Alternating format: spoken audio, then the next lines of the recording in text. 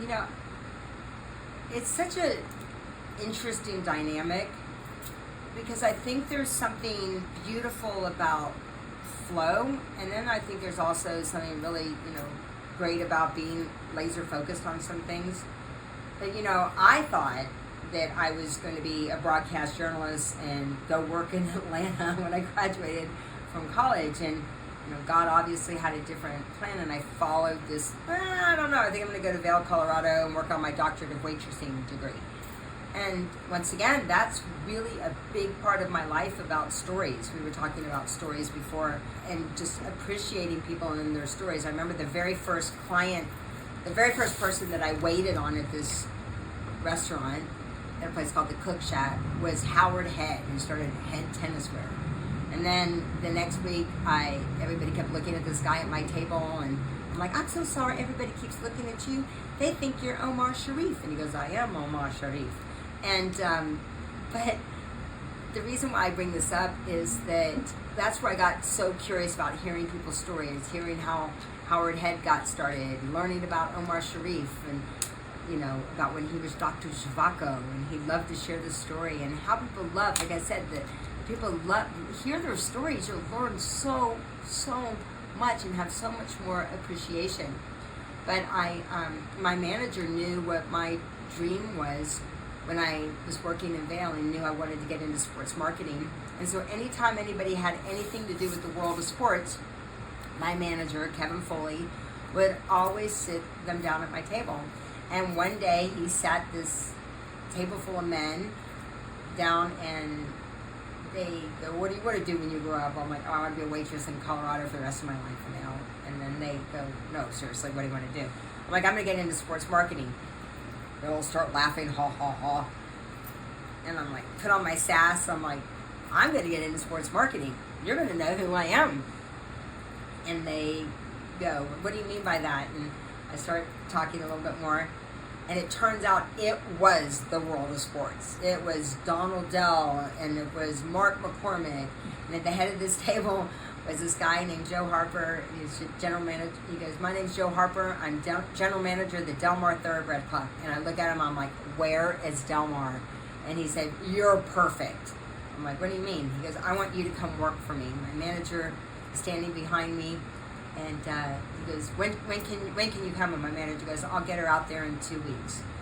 And I'm so grateful for Kevin Foley. Like, I can't even tell you how grateful I am for him, because he listened to me. He listened to what was important for me. And I think he's been such a role model for me without me even knowing that he cared so much that he thought if he could just help one person to make their dream come true, then that was worth it. And that's what he did. He got someone to drive out to California with me. I didn't know a soul.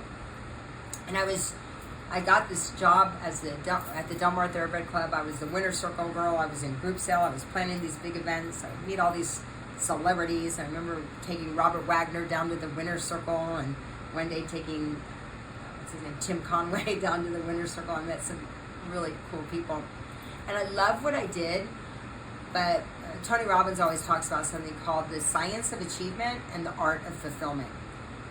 And I was loving what I did, but I was missing that part of fulfillment in my life.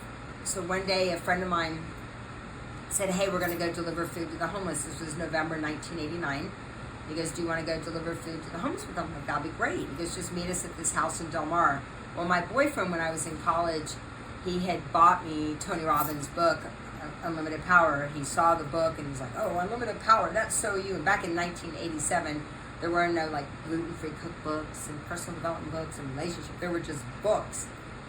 And I remember back then we saw the book and we flipped it over, and it was a picture of Tony in a three-piece suit and the suspenders and the car part going on in his head. He goes, one day we're going to go to a Tony Robbins seminar. I'm like, we are not going to a Tony Robbins seminar. I'm moving to Atlanta.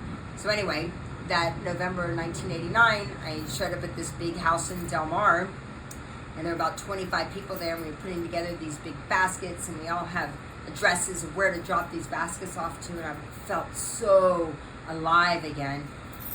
And then I come back to this house, and I'm walking. This house happened to be in the shape of a castle, and I'm walking around the turret of the castle, and I see this guy and this president, this guy in Nelson Mandela and this guy in Michael Jackson, and then I get to this big shadow box with this book inside of it, and I'm like, oh my gosh, like that's that book Frank bought me in college.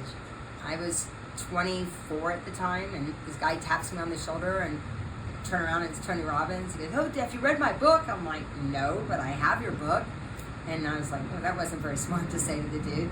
And he goes, look, I saw you had a great time today. I'd like to invite you to stay for dinner. And I was like, oh, okay, that's cool, thanks. And I sit down at this table, and this guy's like, what's she doing here? Does she know where she is? This is Robbins Research Center. And I'm like, I don't know, that guy with the book invited me to stay. And he goes, this is Tony Robbins' company. This is the beginning of the company. I'm like, oh, okay, that's cool. And then Tony asked each person to stand up and say what they were most grateful for. And I felt my heart sink. I felt like I hadn't asked myself that question in a really long time. And I said, you know what? I'm grateful I finally met a group of people like you. I didn't think that they were out there. And I think that it's a really important message now for everybody to find your tribe. Find your tribe. Find the people that really light you up, that make you feel so alive and give you a sense of purpose. And that's what that night did for me, November 1989. I felt alive again. I felt like I wasn't just drifting through life. That's our responsibility. I think community is more important than ever. So find your tribe and love them all.